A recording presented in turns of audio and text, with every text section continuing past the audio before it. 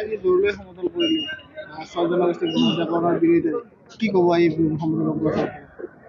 হয়, আজি চিচিটোৱাৰ উদ্যোগত বিটিআৰৰ 5টা ডিষ্ট্ৰিক্টৰ সদৰ থকা ঠাইত জোৰ সমদল ইয়াৰ কাৰণে কৰিছোঁ। যোৱাকালি অসম চৰকাৰৰ কেবিনেটত 6টা জনগোষ্ঠীক মানে ST ভেলী হিচাপে এওঁলোকক স্বীকৃতি দিবলৈ গৈ আছে। এইটো অহাকালি বা পৰহিলৈ অসম বিধানসভাৰ এইটো কি কয় পাছ কৰিবলৈ গৈ আছে। তাৰ বিৰুদ্ধে আমি চিচিটোৱাত মানে 14টা জনগোষ্ঠীয় যে অৰ্গেনাইজেশ্যন আমি জমাকৈ এই 5টা ডিষ্ট্ৰিক্টত আমি জোৰ সমদল লৈ তাৰ প্ৰতিবাদ কৰিছোঁ।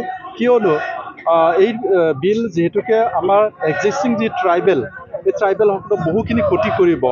ভাৰত সংবিধানত এইটো এটা এনেকুৱা ST ভেলী বুলি লিখা সংবিধান নাথাকে। ST হিচাপে ST হয়। ইয়াৰ কাৰণে আমি বুজিবলৈ কৈছোঁ জাষ্ট এইটো নামাকৰণ দি ইয়াত থকা মানে ST বিলাকক বা ট্ৰাইবেলবিলাকক মানে বঞ্চিত কৰা এটা ষড়যন্ত্ৰ অসম চৰকাৰে কৰিছে। ডক্টৰ হিমন্ত বিশ্ব শৰ্মা বৰ্তমান মুখ্যমন্ত্ৰীৰ একেতে মানে ডাঙৰ এটা গেম খেলিবলৈ গৈ আছে। ইয়াৰ কাৰণে তীব্ৰ গতিৰে আমি নিন্দা জনাইছোঁ চিচিটোৱাৰ তৰফৰ পৰা। আৰু এক মানে তেজ বিন্দু থকালৈকে আমি ট্ৰাইবেলসকলে যুঁজিবলৈ আমি সাজু হৈছোঁ। ইতিমধ্যে মন্ত্ৰীগোটৰ প্ৰতিবেদন আজি বিধানসভালৈ প্ৰেৰণ কৰিছে চৰকাৰে। তাৰ কি পৰৱৰ্তী সময়ত আপোনালোকৰ কেনেধৰণৰ প্ৰতিবাদ কৰিব? চাওক, আমি বিভিন্ন পন্থাৰে বিভিন্ন কাৰ্যসূচীৰে আমি এইটো প্ৰতিৰোধ কৰিবলৈ কাৰণে আমি বিদ্বেষ বিন্দু থকালৈকে আমি আপোনালোকক জনাইছোঁ।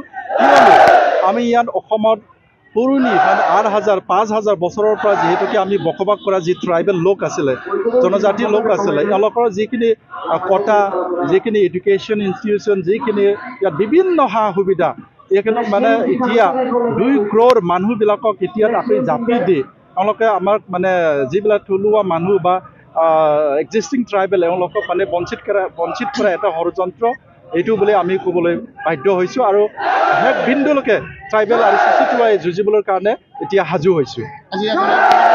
আজি এই প্ৰতিবাদ কোন কৰিছে? ইয়াত চাওক, চিচিটোৱাত আমাৰ 14টা জাতিৰ যিবিলাক অৰ্গেনাইজেশ্যন এখেত সকলোৱে মানে ইয়াত অংশগ্ৰহণ কৰিছে। মানে ইয়াত যিহেতুকে তামোলপুৰত মিচিং নাই, মিচিং থকা জেগাত মিচিংসকলে কৰিব। যিহেতুকে ইয়াত হাজং আছে, বড়ো আছে, ৰাভা আছে আৰু কিছু সংখ্যক অকণমান মানে ট্ৰাইবেলৰ মানুহবিলাকে আছে ইয়াত, যিবিলাকে আছে ইয়াত অংশগ্ৰহণ কৰিছে।